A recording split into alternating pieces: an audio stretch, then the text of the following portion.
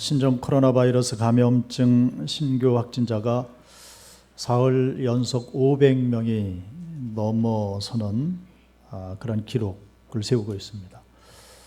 그러자 3차 대유행이 시작된 게 아니냐 그러고 있습니다. 정부는 오늘 사회적 거리두기 단계 격상 여부를 결정한다 그러죠. 아마 11시경에 발표를 할 것 같습니다. 아마 현재로서는 사회적 거리두기 단계가 격상되지 않을까 하는 이런 생각을 하고 있습니다. 이번에 코로나19 사태가 계속되고 있습니다만은 이 뉴스가 나올 때마다 늘 하나님의 교회들이 논란의 중심에 서 있다는 것, 그런 뉴스 들을 때마다 정말로 마음이 많이 아팠습니다. 또 현실이기도 하고요. 요즘도 서울의 홍대 앞에 어느 교회 확진자가 어제 보니까 135명이 되었다 그럽니다. 그 교회 한 400명 출석한다고 그러는데요. 지금 좀 있으면 반이 될 것 같은 그런 모습입니다. 제가 지금 이런 말씀드리는 것은 이것입니다. 현대 기독교 신앙은 대내외적으로 큰 압박을 받고 있다 하는 겁니다. 외부적으로도 압박이 있고요, 내부적으로도 압박이 있습니다. 자, 첫 번째는요, 외부로부터 오는 압력은 무엇인가? 외부로부터 교회에 들어오는 압력을 한마디로 하면 이거죠. 믿음만 있으면 뭘 하냐? 너희들의 행위를 보이라. 이런 압력입니다. 자, 이것은 한편으로는 그리스도인들의 모순된 삶에 대한 지적이기도 하고요. 소위 안티기독교라고 그러죠. 기독교에 반대하는 그 안티기독교 감정, 그 감정에 편승한 그런 비판이기도 하고요. 또 반면에 또 그들 오해하는 것이 있죠. 기독교 신앙에 대해서 잘 모르기 때문에 머리에서 오는 그러한 그 압력이기도 합니다. 아무튼 말로만 믿는다고 하지 말고 행동으로 보이라 하는 이런 압력 앞에서 믿는 사람들이 사실은 위축되게 되어 있습니다. 그런데 특별히 저들이 말만 하지 말고 행동으로 보이라 하는 그 요구의 핵심은 무엇일까 보면 금전적인 기부를 통해서 그 실천에 옮기는 모습을 보이라 하는 것이 아주 핵심이죠. 우리 그리스도인들이 굳이 물질적인 것뿐만이 아니고요, 다른 헌신이나 봉사 이런 것들을 많이 대사회적으로 하고 있습니다만은 그들이 그런 것에 대해서는 별로 관심이 없습니다. 그리고 저들은 오직 재정적인, 금전적인 기부만을 그들이 요구하는 거죠. 그것만을 알아주고 계속 그것을 요구하는 목소리가 대사회적으로 압력으로 작용을 한다 하는 겁니다. 결국은 무엇입니까? 돈 문제죠. 그래서 요즘처럼 이 연말이 다가오게 되면 신문 방송을 타는 사람들이 있는데 주로 어떤 사람들인가 보면 이 물질로 기부를 많이 한 사람, 사회환원이라는 이름으로 이 물질을 기부한 사람들, 뭐 아무개가 어디에 얼마를 기부했다더라 이런 뉴스가 나오면 사람들이 그를 막 칭찬합니다. 잘했다. 그것은 기독교인이든 비기독교인이든 마찬가지죠. 연말 되면 신문을 볼 때 어디를 제일 먼저 보냐면 기부자 명단이 있는 뒷면으로 가서 거기를 이제 봅니다. 기독교는 이러한 외부적인 압력에 직면해 있습니다. 그러다 보니까 이제는 순수한 마음으로 남들 모르게 하는 선행은 소용이 없게 됐습니다. 사람들에게 보이기 위한 선행을 할 수밖에 없는 그런 현실을 교회가 안고 있습니다. 예수님은 그러나 말씀을 하셨죠. 오른손이 하는 것을 왼손이 모르게 하라 하셨고, 사람들에게 보이기 위해서 의를 행하지 말라라고 말씀은 해주셨지만은 이 시대를 살아가고 있는 그리스도인들은 의도적으로 남에게 보이기 위한 의를 행할 수밖에 없는 그런 현실이 됐다는 겁니다. 왜요? 외부의 비판을 잠재우기 위해서, 외부의 오해를 불식시키기 위해서. 그래서 결국 그리스도인들의 선행에는 위선적인 면이 불가피해졌다 하는 겁니다. 즉 하나의 쇼가 됐습니다. 자기 PR이 됐습니다. 나팔을 불 수밖에 없는 그런 상황이 됐습니다. 이게 요즘 말로 웃픈 현실이 됐다는 겁니다. 자, 한편 이런 외부적인 압력만 있는 것이 아니고 교회 내부의 압력도 만만치 않습니다. 자, 이것이 무슨 얘기인가? 교회 내부의 비판을 말하는 것이 아니고요. 우리 내면에, 각자 내면에 이 의구심이라는 겁니다. 믿음에 대한 의심입니다. 이럴 때 혹시 있지 않습니까? 내가 이렇게 믿어서 구원받을 수 있을까 하는 자괴감이 드는 그런 경우, 내가 이래가지고 천국에 갈 수 있을까? 왜 이런 마음이 우리에게 있을까요? 이것은 불신 세상의 영향을 받았습니다. 세상 풍조의 영향을 받았습니다. 그래서 이 복음이 흔들려 버리고 세상 불신 세상의 영향을 받아서 죄의식 반 혹은 의구심 반 이런 것이 섞여서 우리 마음 가운데 작용을 하는데 이 내부적인 압력도 만만치 않다 하는 겁니다. 오래전에 나온 영화인데요. 사랑과 영혼이라는 영화가 있습니다. 그 주제곡이 아주 유명하죠. 언체인드 멜로디. 그래서 Oh my love, my darling 하면서 하는 아주 유명하죠. 그 영화를 보면 거기에 영매로 등장하는 조영매 권사님이 아니고요. 영매로 등장하는 즉 뭐 귀신을 부르는 그 일을 하는 역으로 우피 골드버그 아시죠? 얼굴이 까무잡잡한 몸집도 좋고요. 우피 골드버그가 등장을 하는데 그 영화에서 죽은 그 주인공이 있잖아요. 패트릭 스웨이지 이 남자 주인공이 있는데 이 주인공이 그 우피 골드버그에게 엄청난 액수의 수표를 주면서 캐토릭의 수녀한테 기부를 하라고 억지로 막 강요를 하죠. 그러니까 억지로 이 우피 골드버그가 억지로 그 수표를 기부를 딱 하게 됩니다. 그 모습을 본 이 영혼, 이 남자 주인공이 그 우피 골드버그에게 하는 말이 있습니다. 이게 아주 굉장히 유명한 말로 남아 있는데요. 이런 말을 합니다. You go to heaven 이렇게 얘기를 합니다. 당신은 이제 천국 갈 거다 이렇게 얘기를 합니다. 돈을 기부한 다음에 이런 말을 합니다. 당신은 이제 천국 갈 거다. 이게 맞습니까? 맞지 않습니다. 그래서 이 영화의 문제가 바로 이 대사 한마디입니다. 당신은 이제 천국 갈 거다.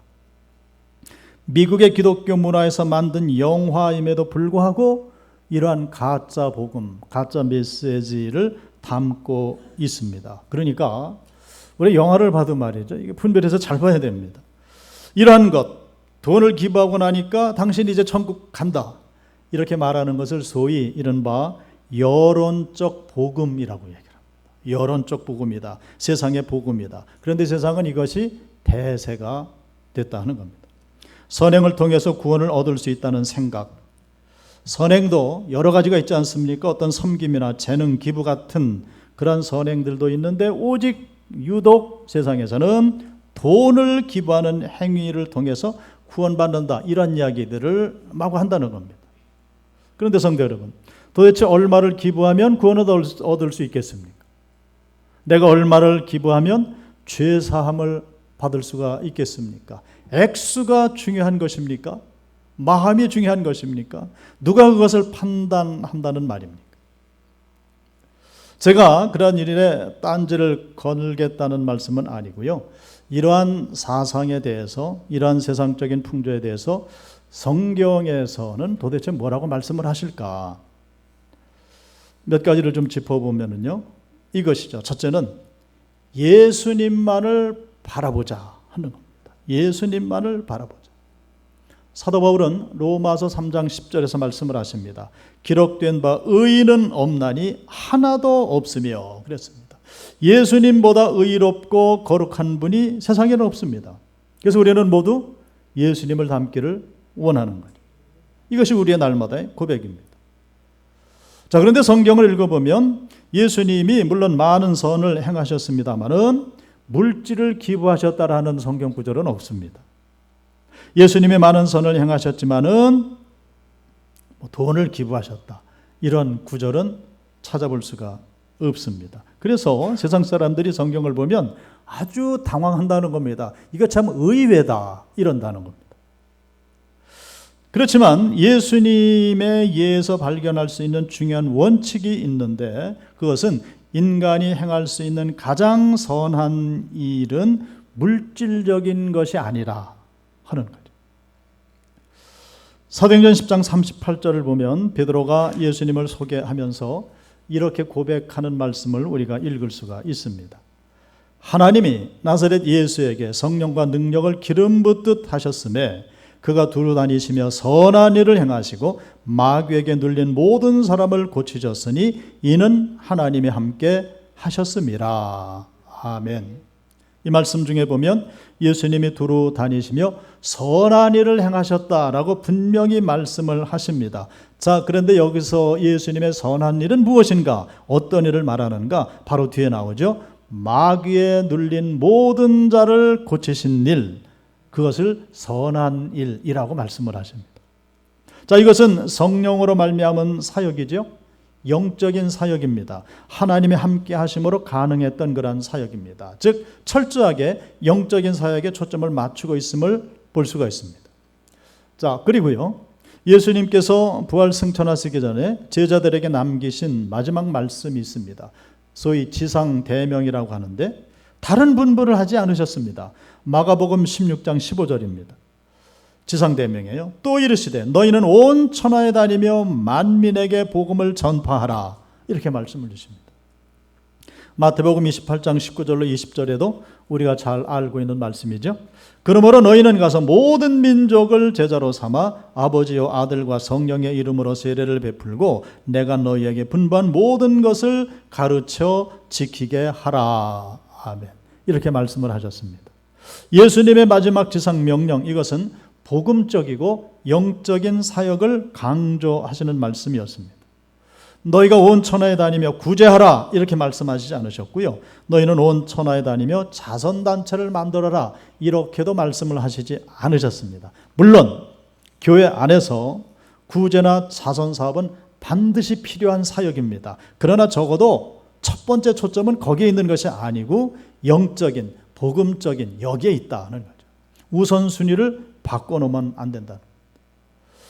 그런데 여기서 우리가 주목할 사실은 예수님이 행하신 착하신 일이나 교회에 분부하신 마지막 명령을 세상이 칭송하는 것은 아니라 하는 거죠.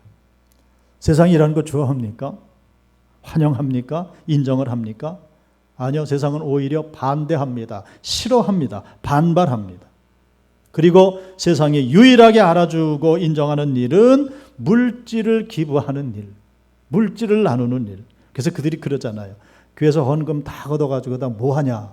어디에 쓰냐? 몰라서 그러죠. 영적인 일은 전혀 이해하지 못하고 물질적인 것만 보는 그러한 시각들. 이것이 세상 풍조라는 겁니다. 그렇다고 다시 한번 말씀을 드립니다마는 오해하시면 안 됩니다. 구제나 기부 이런 것을 소홀히 해도 된다라는 그런 말씀은 절대로 아닙니다. 이게 잘 새겨 들으셔야 되죠. 제가 이런 말씀을 드리는 것은 우리가 예수님의 말씀과 복음을 제대로 이해하지 못하면 세상의 이러한 압박을 이기지 못하고 굴복하게 될 것이다. 하나님의 교회들이 굴복하게 된다. 그래서 하나님의 교회들이 흔들리게 된다. 이 말씀을 드리는 겁니다. 지금 이런 현상들이 하나님의 교회들 안에서 일어나고 있기 때문에 그렇습니다. 그렇기 때문에 세상 사람들이 보는 눈으로 볼 때는 우리가 하는 행위가 무모하게 보일지는 모르지만은 그러나 우리가 그러한 모든 무모함을 무릅쓰고 복음의 진리를 지켜내는 일에 최선을 다해야 한다는 것. 마치 이러한 모습이라는 겁니다. 그런 이야기 있죠. 네덜란드 제방에 물이 새기 시작을 했습니다. 그랬더니 어린 소년이 처음에는 손가락을 넣어서 막으려고 그러다가 점점 구멍이 커지잖아요. 나중에는 팔을 집어넣어서 막는 그 무모한 일.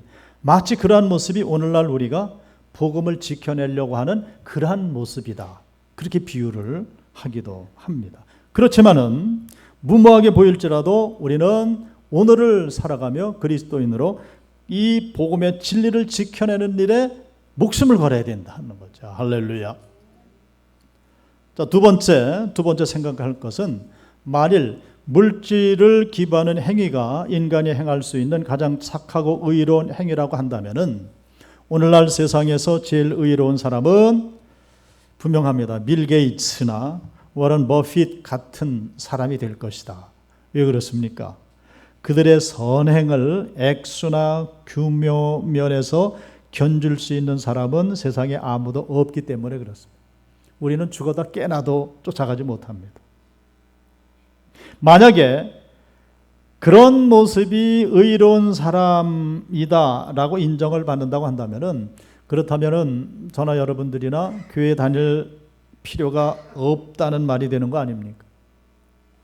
의로운 사람이 되기 위해서 세상 나가서 열심히 돈을 벌어서 좋은 일을 많이 하게 되면 구원받는다라는 그런 이야기가 안 되겠습니까? 그러면 사람들에게 칭찬받고 하나님께서도 기뻐하실 것인가? 결국 이 돈, 머니가 결론이라는 이야기인가? 그러면 이 세대 최고 의인은 재벌과 대기업이라는 말인가? 근데 뭔가 이상한 결론으로 자꾸 치닫는 듯한 그런 느낌이 있죠? 잘못된 결론이라는 말씀이죠. 이런 잘못된 생각과 사상은 5,000년 정신 문명을 되돌리는 것이라는 겁니다. 유물론적인 발상이라는 겁니다. 바로 공산주의가 되는 거죠. 행위, 공로사상으로 돌아가려는 것입니다. 행함으로 의롭다함을 얻겠다는 그러한 시도가 되는 것입니다. 자, 갈라디아서 2장에 가보면 사도 바울이 신앙의 대선배인 베드로 사도를 책망했다라는 이야기가 나옵니다. 아주 의외의 이야기가 나옵니다. 한 번은 베드로가 안디옥 교회를 방문한 적이 있었습니다. 안디옥 교회는 최초의 이방인 교회 아닙니까? 근데 베드로가 안디옥 교회에 가서 안디옥 교회 교우들과 함께 식사를 하게 됩니다. 거기에는 물론 이방인 기독교인들도 함께 자리를 했습니다. 한참 식사 중이었는데 밖에서 소리가 들리는데 보니까 유대 예루살렘 교회에서 야고보 사도가 보낸 사역자들이 도착했다는 거예요. 그 소식을 듣자마자 베드로는 막 당황해합니다. 그러면서 식사 자리에서 물러나 앉습니다. 이게 뭐예요? 짐짓 이방인들과 식사를 함께 하지 않은 것처럼 시치미를 뚝 떼고 뒤로 물러나 앉았습니다. 뭐예요? 율법을 따르고 있었던 거죠. 이 모습을 사도 바울이 목격을 한 겁니다. 그래서 베드로를 향해 그러는 겁니다. 당신 지금 외식하고 있다. 외식하고 있다. 당신의 이런 모습은 믿음이 연약한 사람들에게 얼마나 큰 해악을 끼치겠는가, 그 사실을 아는가, 그리고 책망을 했다는 겁니다. 그 말씀이 갈라디아서 2장 16절에 있습니다.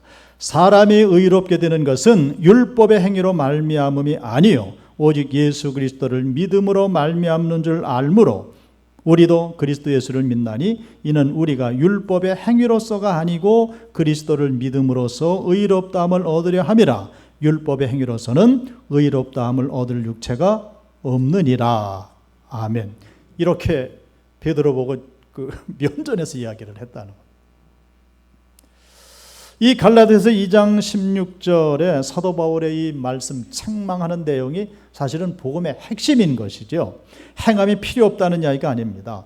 사도 바울은 행함도 필요한데 그런데 행함으로는 의롭다함을 얻지 못한다, 그 말이죠. 오직 예수 그리스도를 믿음으로 의롭다함을 얻을 수 있는 것이다, 이걸 강조하는 거죠. 자, 오늘 탕자의 비유의 말씀을 읽어보면요, 모두 3명의 인물이 등장을 합니다. 아버지와 탕자와 탕자의 형이 등장을 합니다. 그러니까 이 아버지에게는 아들이 둘이 있었다는 이야기입니다. 자, 그런데 지난주에 우리가 나눈 탕자의 비유 일부 말씀만 보면 가출했던 둘째 아들에게만 문제가 있는 줄 알았는데 오늘 본문의 말씀은 탕자의 비유 2부입니다. 2부를 보면 형에게도 문제가 있다 하는 것을 우리가 알게 된다는 겁니다. 자, 집 나갔던 탕자는 탕자대로 아버지를 떠나서 허랑방탕하게 살면서 자신의 유산을 탕진해 버린 것이 문제였는데, 근데 형은 어떻습니까? 아버지를 떠나지 않았습니다. 그동안 나름대로 성실하게 아버지를 모시고 성실하게 일했는데 그것이 문제였다는 거죠. 자, 탕자가 안고 있는 문제는 잘 알겠는데 집안에서 아버지를 모시고 있었던 그 형, 성실하게 아버지를 모신 것은 문제가 아닌 듯한데 왜 문제가 됐는가? 이거죠. 이 형이라는 사람은 자신의 삶을 자신의 의로움으로 치부했다는 것이죠. 자신을 다른 사람이 아닌 가출했던 피를 나는 자기 동생과 비교를 했습니다. 그리고는 내가 너보다 더 낫다, 더 의롭다라고 선포를 하고 있는 거예요. 형이 이미 그 마음에 이런 판단을 하고 나니 재산을 탕정하고 돌아온 동생을 아버지가 반갑게 맞아주는 것부터 마음에 들지 않습니다. 더구나 송아지를 잡아서 잔치를 베풀어 준다? 이건 더더욱 못마땅한 일이 되는 겁니다.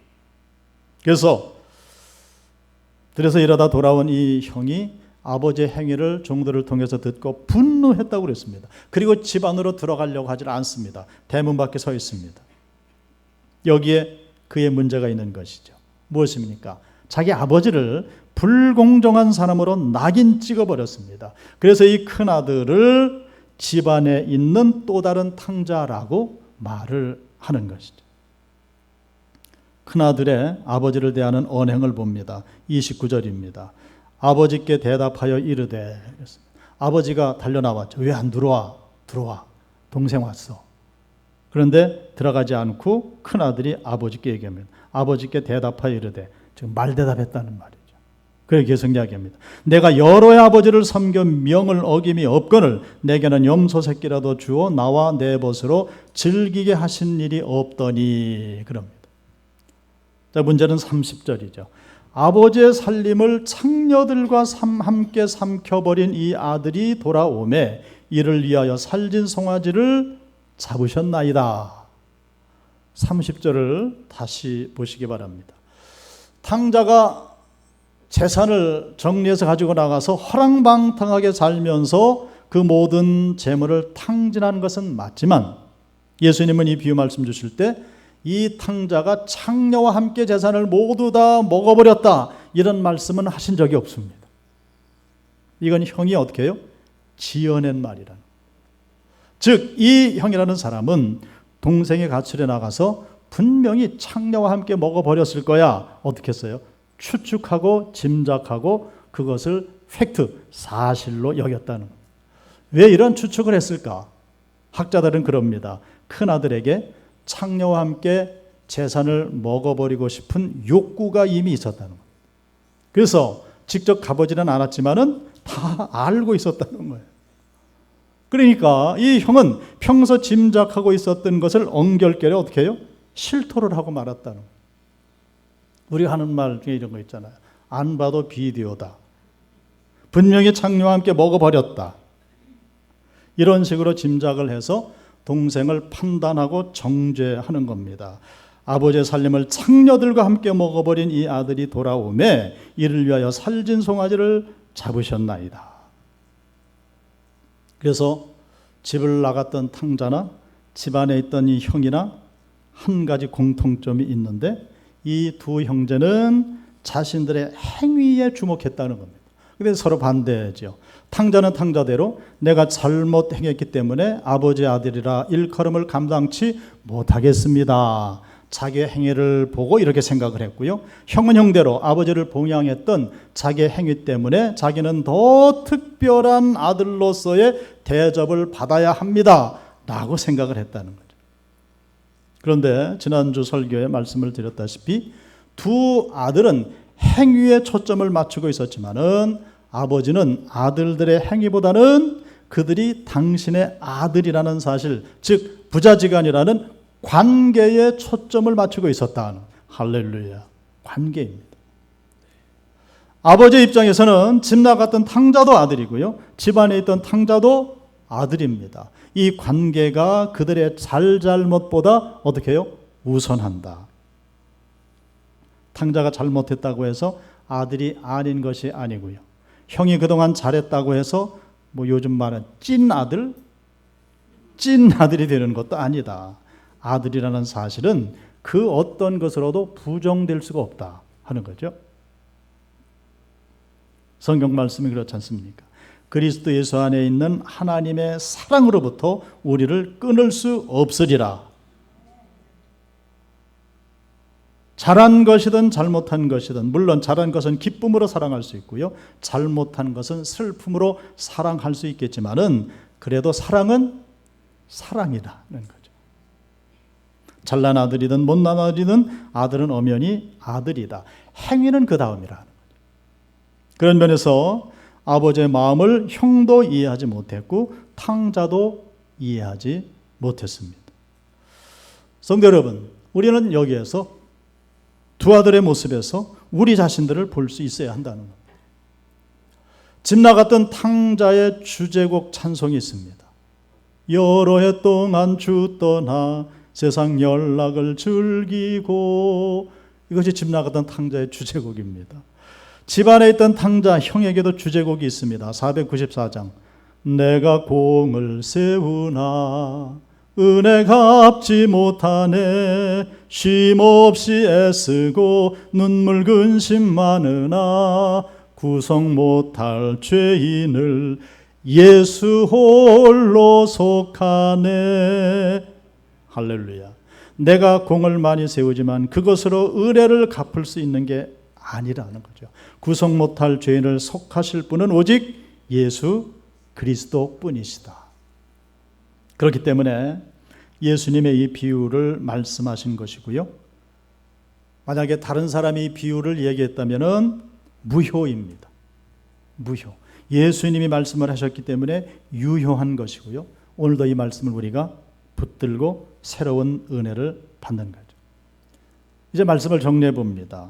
한 네 가지로 정리가 되는데요. 첫 번째, 이 비유는 이미 아들 된 사람에 대해서 말한 것이기 때문에 이 비유 말씀은 그리스도인에게 주시는 말씀이다. 기억해야 되죠. 두 번째, 이 탕자의 비유 말씀에서 두 아들이 아버지와 같은 생각을 하지 못하고 있음을 우리가 아는 것이 이 비유 말씀을 우리가 이해하는데 키가 된다, 열쇠가 된다 하는 사실. 탕자는 탕자대로, 형은 형대로 잘못 생각하고 있습니다. 바로 생각한 사람은 오직 아버지 한 분뿐이라는 것. 세 번째, 우리도 마찬가지라는 겁니다. 인간은 이쪽에 치우치지 않으면 저쪽에 치우칩니다. 다시 말씀을 드리면 집 나간 탕자에게 치우치든 아니면 집안에 있던 형에게 치우친다는 겁니다. 이건 2000년 전도 마찬가지고요, 오늘도 마찬가지고 어느 시대든 마찬가지입니다. 그러니까 우리 모두는 탕자, 집을 나갔던 탕자에 속해 있든 집 안에 있는 탕자에게 속해 있든 다 그런 모습을 하고 있다. 그래서 네 번째가 나옵니다. 그러므로 우리는 늘 하나님 앞에 겸손해야 한다. 왜 그렇습니까? 아버지만 옳았기 때문에. 하나님 아버지만 옳았기 때문에. 그래서 이 아버지의 입장만이 복음을 반영하고 있기 때문에. 큰아들의 주제곡 중에 마지막 구절이 이랬잖아요. 구성 못할 죄인을 예수 홀로 속하네. 예수님이 홀로 죄인을 구속하시고 아버지의 자녀가 되게 하심을 믿는 그 귀한 믿음이 세상에 풍조가 밀려와도 굳건히 복음의 그 진리를 세워나가며 또 그 영향을 끼칠 수 있는 하나님의 자녀가 되는 그런 말씀입니다.